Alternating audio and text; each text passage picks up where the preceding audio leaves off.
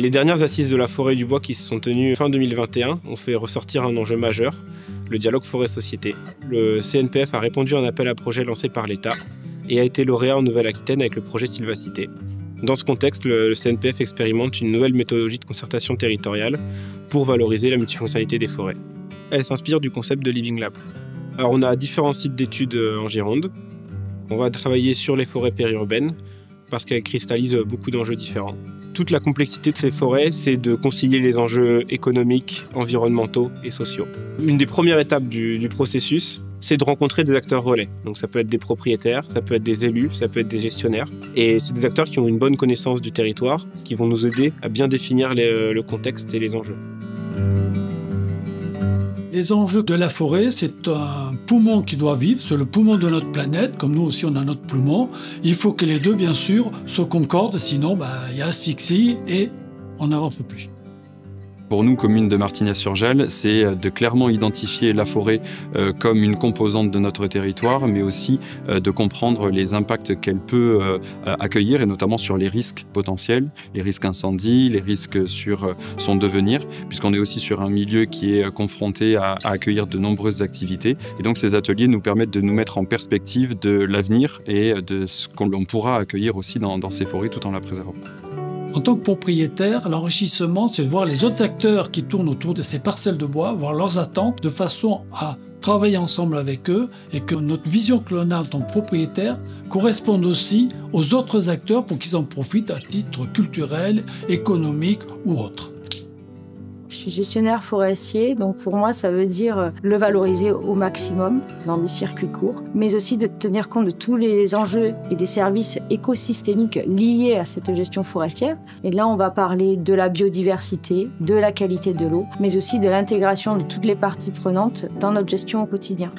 Donc la forêt représente pour moi une source de vie, c'est la biodiversité. Et au titre de mon club, faire du VTT sans passer par la forêt, c'est pas possible.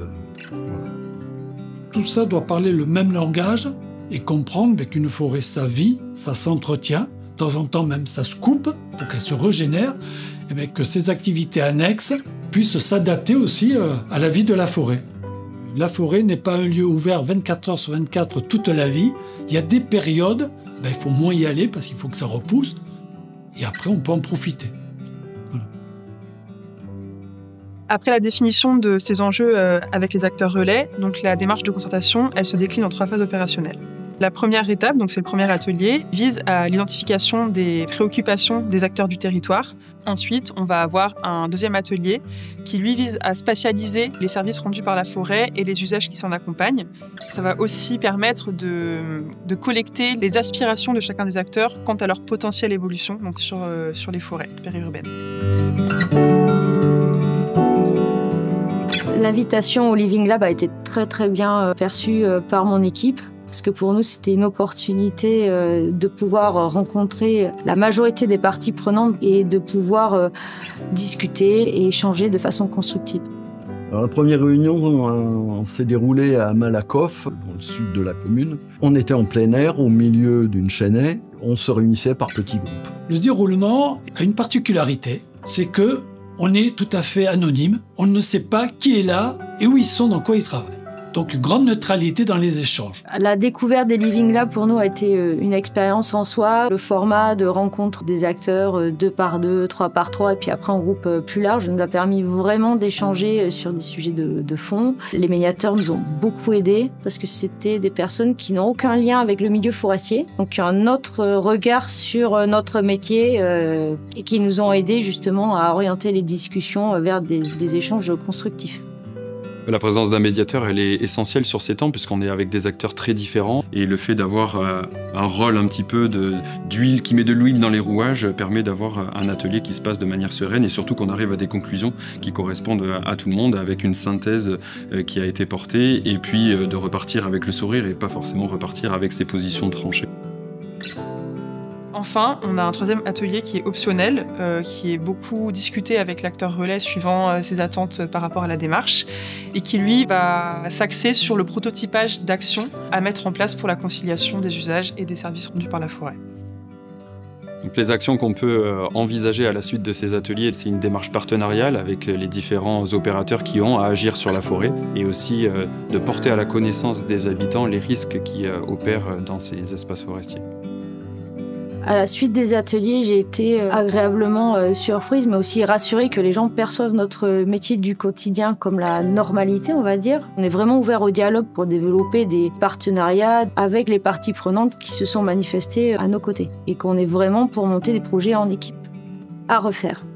Moi, en tant que citoyen, j'aimerais que ce genre de choses se reproduisent plus souvent. Je pense que cette méthode est duplicable. Et j'aimerais qu'elle le soit sur ce sujet et sur d'autres sujets. L'intérêt de participer à ces ateliers, c'est qu'on échange sur différentes thématiques, qu'elles soient sociétales, culturelles, économiques ou environnementales.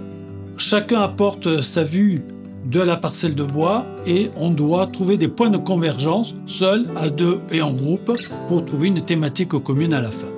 Ma vision de la forêt là, pour les années à venir, c'est qu'elle soit partagée justement avec tous ces acteurs et qu'on doit tous travailler ensemble pour construire quelque chose qui soit pérenne dans le temps. En conclusion, globalement, la démarche a été plutôt bien perçue. Elle a permis de se faire rencontrer différents acteurs du territoire qui n'ont pas du tout les mêmes enjeux et initier de la communication et de la création de liens. Ça a permis également d'avoir une vision partagée du territoire et d'identifier des actions et des solutions concrètes pour concilier les différents usages de la forêt. Cette méthode se veut duplicable. Toute la méthodologie est disponible sur notre site à partir du lien qui s'affiche ci-dessous.